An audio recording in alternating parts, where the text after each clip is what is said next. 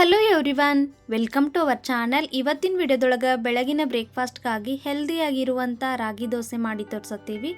ನೀವೇನಾದರೂ ಇನ್ನೂ ತನಕ ನಮ್ಮ ಚಾನಲನ್ನು ಸಬ್ಸ್ಕ್ರೈಬ್ ಮಾಡ್ಕೊಂಡಿಲ್ಲ ಅಂತಂದ್ರೆ ದಯವಿಟ್ಟು ಹೋಗಿ ಸಬ್ಸ್ಕ್ರೈಬ್ ಮಾಡ್ಕೋರಿ. ಬರೀ ಹಾಗಾದ್ರೆ ಇದನ್ನು ಯಾವ ರೀತಿಯಾಗಿ ಮಾಡೋದಂತ ನೋಡೋಣ. ಮೊದಲಿಗೆ ಒಂದು ಪಾತ್ರೆ ಒಳಗೆ 1 ಕಪ್ ಆಗುವಷ್ಟು ರಾಗಿ ಹಿಟ್ಟು ತಗೋರಿ. ರಾಗಿ ಹಿಟ್ಟನ್ನ ಜರಡಿ ಹಿಡಿದು ಕ್ಲೀನ್ ಮಾಡಿ ತಗೋಬೇಕು. ಆಮೇಲೆ ಇದ್ರೊಳಗೆ 2 ಸ್ಪೂನ್ ಆಗುವಷ್ಟು ಸಣ್ಣ ರವೆ ಹಾಕತ್ತೀವಿ. ಉಪ್ಪಿಟ್ಟು ಮಾಡುವಂಥ ಮೀಡಿಯಮ್ ರವೆ ಇದು. ಇದ್ರಾಗ ನೀವು ಚಿರೋಟೆ ರವೆ ಕೂಡ ಹಾಕ್ಬೋದು. 2 ಸ್ಪೂನ್ ಆಗುವಷ್ಟು ಗೋಧಿ ಹಿಟ್ಟು ಹಾಕ್ರಿ. ಗೋಧಿ ಹಿಟ್ಟು ಹಾಕಿದಾದ್ಮೇಲೆ ಇದ್ರಾಗ ಸ್ವಲ್ಪ ತರಕಾರಿ ಹಾಕಬೇಕು. ನಾನಿಲ್ಲಿ ಸಣ್ಣದಾಗಿ ಕಟ್ ಮಾಡ್ಕೊಂಡಿರುವಂಥ ಉಳ್ಳಾಗಡ್ಡಿ, ಕೊತ್ತಂಬರಿ, ಕರಿಬೇವು ಮತ್ತು ಗಜ್ಜರಿ ಹಾಕತ್ತೀನಿ. ನಿಮ್ಗೆ ಇಷ್ಟ ಇರುವಂಥ ವೆಜಿಟೇಬಲ್ಸ್ನ ಇದ್ರೊಳಗೆ ನೀವು ಆ್ಯಡ್ ಮಾಡ್ಬೋದು. ಈಗ ಅರ್ಧ ಸ್ಪೂನ್ ಜೀರಿಗೆ ಪುಡಿ ಹಾಕಿ ಆಮೇಲೆ ರುಚಿಗೆ ತಕ್ಕಷ್ಟು ಉಪ್ಪು ಹಾಕ್ರಿ. ಅರ್ಧ ಸ್ಪೂನ್ ಆಗುವಷ್ಟು ಉಪ್ಪು ಹಾಕತ್ತೇವಿ. ಉಪ್ಪು ಹಾಕಿದಾದ್ಮೇಲೆ ಮೊದಲಿಗೆ ಇದನ್ನು ಸ್ಪೂನ್ ತೊಗೊಂಡು ಡ್ರೈ ಮಿಕ್ಸ್ ಮಾಡಿ ತಗೋರಿ. ಇದ್ರಾಗ ನಾವು ಹಾಕಿರುವಂಥ ಎಲ್ಲ ತರಕಾರಿ ಹಿಟ್ಟಿನೊಳಗೆ ಕರೆಕ್ಟಾಗಿ ಮಿಕ್ಸ್ ಆಗುವಂಗೆ ಈ ರೀತಿ ಇದನ್ನು ಮಿಕ್ಸ್ ಮಾಡಿ ತಗೋಬೇಕು. ಇದನ್ನು ನೀವು ಬರೀ ರಾಗಿ ಹಿಟ್ಟಿನಿಂದನೂ ಮಾಡ್ಬೋದು, ಆದರೆ ಅದು ಅಷ್ಟು ಟೇಸ್ಟ್ ಬರೋದಿಲ್ಲ. ಹಾಗಾಗಿ ನಾವು ಇದ್ರಾಗ ಸ್ವಲ್ಪ ವೆಜಿಟೇಬಲ್ಸ್ನ ಆ್ಯಡ್ ಮಾಡತ್ತೇವಿ.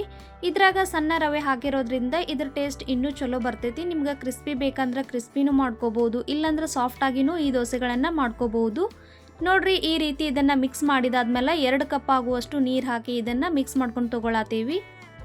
ರಾಗಿ ಹಿಟ್ಟನ್ನ ನಾವು ಯಾವ ಕಪ್ಲಿಂದ ತೊಗೊಂಡಿದ್ದೀವಿ ನೋಡ್ರಿ, ಅದೇ ಕಪ್ ಅಳತೆಯಿಂದ 2 ಕಪ್ ಆಗುವಷ್ಟು ನೀರು ತೊಗೊಂಡು ಇದನ್ನು ಮಿಕ್ಸ್ ಮಾಡಿಕೊಂಡು ಆಮೇಲೆ ಇದಕ್ಕೆ ಇನ್ನೊಂದು ಸ್ವಲ್ಪ ನೀರು ಬೇಕಾಯಿತು. ಹಾಗಾಗಿ ನಾನಿಲ್ಲಿ ಮತ್ತು ಅರ್ಧ ಕಪ್ ಆಗುವಷ್ಟು ನೀರು ತೊಗೊಂಡು ಮಿಕ್ಸ್ ಮಾಡ್ಕೊಳತ್ತೀನಿ.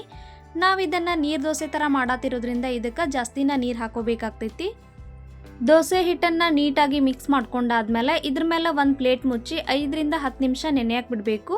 ನಾವಿಲ್ಲಿ ರವೆ ಯೂಸ್ ಮಾಡಿರೋದ್ರಿಂದ ಅದು ಸ್ವಲ್ಪ ನೆನಿಬೇಕು. ಹಾಗಾಗಿ ನಾನಿಲ್ಲಿ 5 ರಿಂದ 10 ನಿಮಿಷ ಇದನ್ನು ನೆನೆಯಕ್ಕೆ ಬಿಡತ್ತೀನಿ. ಇದು 10 ನಿಮಿಷ ಆದಮೇಲೆ ಇದಕ್ಕೆ ಚಿಟಿಕೆ ಸೋಡಾ ಹಾಕಿ ಇದನ್ನು ನೀಟಾಗಿ ಕಲಿಸ್ಕೊಂಡು ತಗೊಂಡು ಈಗ ದೋಸೆಗಳನ್ನು ರೆಡಿ ಮಾಡ್ಕೊಂಡು ತಗೋಬೋದು. ಪ್ರತಿ ದೋಸೆ ಹಾಕಬೇಕಾದ್ರೂ ಹಿಟ್ಟನ್ನು ಈ ರೀತಿ ಕಲಿಸ್ಕೊಂಡು ತಗೋರಿ. ಯಾಕಂದ್ರೆ ಹಿಟ್ಟು ಕೆಳಗಡೆ ಹೋಗಿರ್ತೈತಿ ಮತ್ತು ವೆಜಿಟೇಬಲ್ಸ್ ಮ್ಯಾಲೆ ಬಂದಿರ್ತೈತಿ. ಹಾಗಾಗಿ ಇದನ್ನು ಮ್ಯಾಲೆ ಮತ್ತು ಕೆಳಗೆ ಮಾಡಿ ನೀಟಾಗಿ ಇದನ್ನು ಕಲಿಸ್ಕೊಂಡು ತಗೋರಿ. ಈಗ ನೋಡ್ರಿ, ಗ್ಯಾಸ್ ಮೇಲೆ ನಾವು ದೋಸೆ ತವಾನ ಬಿಸಿ ಮಾಡೋಕ್ಕಿಟ್ಟಿದ್ವಿ. ತವಾ ಬಿಸಿ ಆದ್ಮೇಲೆ ಎಲ್ಲ ಕಡೆ ತವಾಗ ಹತ್ತುವಂಗೆ ಈ ರೀತಿ ಎಣ್ಣೆ ಸ್ಪ್ರೆಡ್ ಮಾಡಿ ದೋಸೆ ಹಾಕೊಂಡು ತಗೋರಿ. ಗ್ಯಾಸ್ನ ಹೈ ಫ್ಲೇಮ್ ಒಳಗಿಟ್ಟ ಈ ರೀತಿ ಇದನ್ನು ದೋಸೆ ಹಾಕೊಂಡು ತಗೋಬೇಕು. ಇದನ್ನು ಬರೀ ರಾಗಿ ಹಿಟ್ಟಿನಿಂದ ಮಾಡಿದ್ರೆ ಮಕ್ಕಳು ತಿನ್ನೋದಿಲ್ಲ. ಹಾಗಾಗಿ ಇದ್ರಾಗ ಸ್ವಲ್ಪ ವೆಜಿಟೇಬಲ್ಸ್ ಹಾಕಿ ಮಾಡ್ರಿ.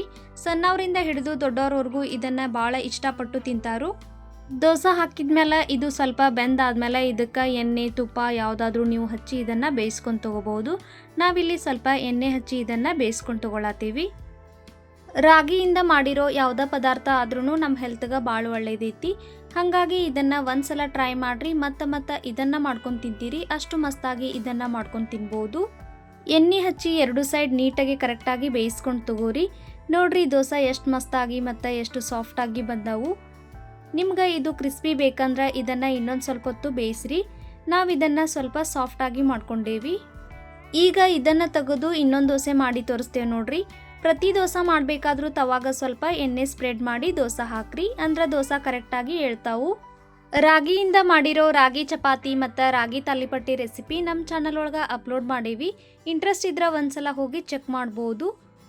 ಇದನ್ನು ನೀವು ಕೊಬ್ಬರಿ ಚಟ್ನಿ ಮತ್ತು ಶೇಂಗಾ ಚಟ್ನಿ ಜೊತೆ ತಿನ್ಬೋದು, ಭಾಳ ರುಚಿಯಾಗಿರ್ತೈತಿ.